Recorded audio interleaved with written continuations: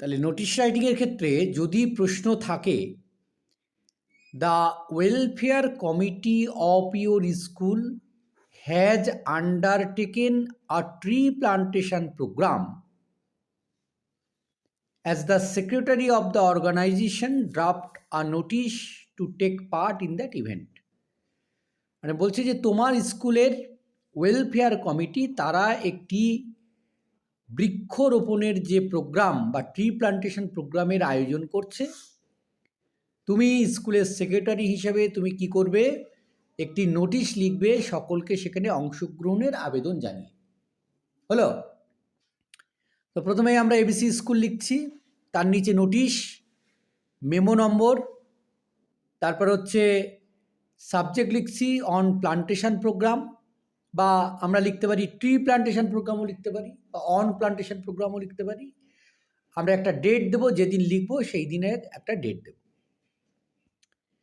All the students of class 5 to 10 of our school, মানে আমাদের বিদ্যালয়ের পঞ্চম থেকে দশম শ্রেণীর সমস্ত ছাত্রছাত্রীদেরকে জানানো যাচ্ছে, আর হেয়ার বাই নোটিফাইড দ্যাট, জানানো যাচ্ছে যে অন দ্য 5th June 2026, 2026 5ই জুন, a tree plantation program will be undertaken, একটি বৃক্ষরোপণের উৎসব বা বৃক্ষরোপণের প্রোগ্রাম সেটা অনুষ্ঠিত হতে চলেছে by the students of this school, আমাদের বিদ্যালয়ের ছাত্রছাত্রীদের মাধ্যমে, on the occasion of world environmental day, যে বিশ্ব পরিবেশ দিবস উপলক্ষে।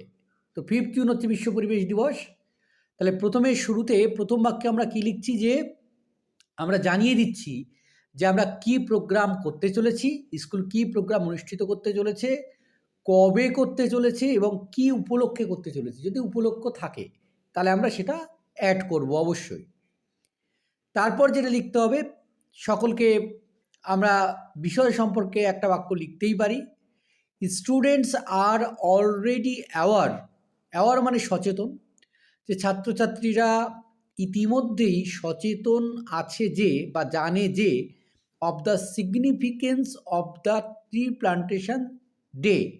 সিগনিফিকেন্স মানে তাৎপর্য, যে বৃক্ষরোপণের প্রতিযোগিতা মানে প্রয়োজনীয়তা বা তাৎপর্য, যে বর্তমান দিনে বৃক্ষরোপণের প্রয়োজনীয়তা কতটা, এটা ছাত্রছাত্রীরা সকলেই জানে।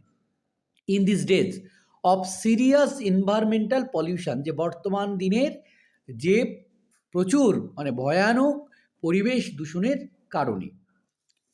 এরপর সকলকে রিকোয়েস্ট করতে হবে, students are requested to assemble মানে জড়ো হওয়া, একত্রিত হওয়া।